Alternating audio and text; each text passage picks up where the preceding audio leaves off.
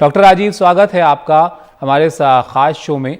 सबसे पहला सवाल आपसे यही होगा कि यूके में जो ये स्टडी आई है, इससे हमें क्या सीखने की ज़रूरत है, क्या समझने की ज़रूरत है?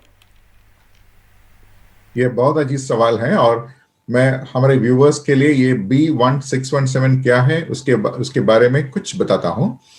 हम बार बार सुनते हैं कि वेरिएंट अलग अलग तरीके से वायरस पहले वाले वायरस से फर्क हो गया है, ऐसे म्यूटेशन हो गया है, इसे कहते हैं वेरिएंट कहते हैं। और दुनिया में बहुत तरीके के वेरिएंट हैं और वेरिएंट के पैदा होना तो बिल्कुल नॉर्मल है, वायरस के लाइफ साइकिल में, लाइफ हिस्ट्री में नॉर्मल है। और इसमें से हमारे देश में एक वेरिएंट को आइसोलेट किया, उसका नाम है B1617 और इसे इंडिया वेरिएंट कहलाते हैं, लेकिन वो रूड बिहेवियर है क्योंकि हम एक देश के नाम ये वेरिएंट के साथ हम ऐसे नहीं इस्तेमाल करने का है, लेकिन for ease of discussion we can use it. और ये B1617 सिर्फ इंडिया में ही नहीं है, ये बहुत सारे देशों में फैले हुए हैं।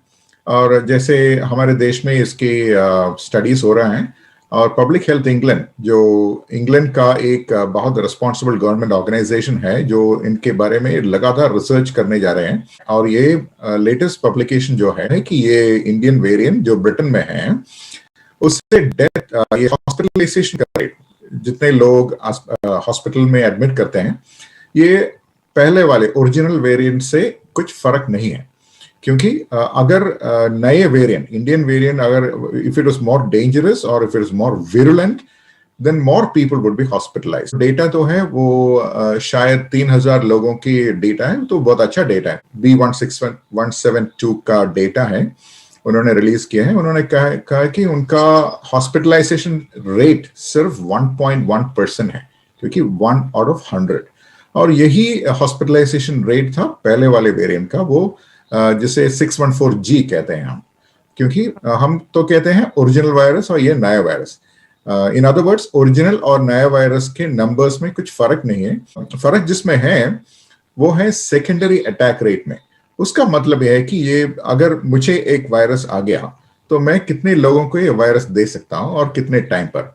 और ये नए वेरिएंट का स्प्रेडेबिलिटी और फैलने का स्पीड तो ज्यादा है, तो secondary attack rate is higher.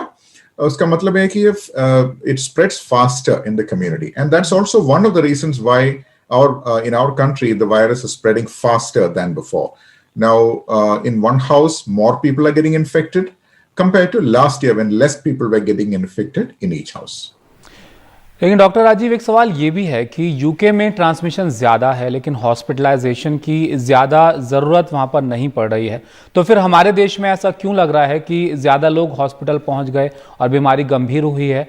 क्या ये फ़र्क वैक्सीनेशन की वजह से है, आप मानते हैं? अच्छा, ये तीनों अलग सब्जेक्ट हैं, एक एक करके हम देखेंगे। और पहले तो हम वैक्सीनेशन के बारे में बात करेंगे। और vaccination rate is very high, but our population is very high, so we need to increase vaccination rate. So जैसे इंग्लैंड के कंपैरिजन में हमारे परसेंटेज वैक्सीनेशन बहुत कम है. Maybe it will increase after some time. Now England has vaccinated most of their people. So therefore अगर vaccinated लोगों में ये वेरिएंट कैसे परफॉर्म करता है, उसमें से preliminary data, early data has been released. So it's not so bad. Vaccines actually protecting. It's not so bad. Especially 2 doses, because if you take 2 doses to get full protection from vaccine, you need 2 doses. वो Britain में 2 vaccine हैं, वो एक तो है AstraZeneca, हमारे Covishield का British version, और दूसरी वैक्सीन है फाइजर। ये दोनों वैक्सीन ब्रिटेन में इस्तेमाल करते हैं, और ये वैक्सीन की वजह से with 2 doses, over 80% protection they are getting from this variant, which is very good information. But again, it's very early information. When you look at small numbers, we need to really look at long-term numbers, but it's still very encouraging. More than 80% protection from both vaccines, 2 doses.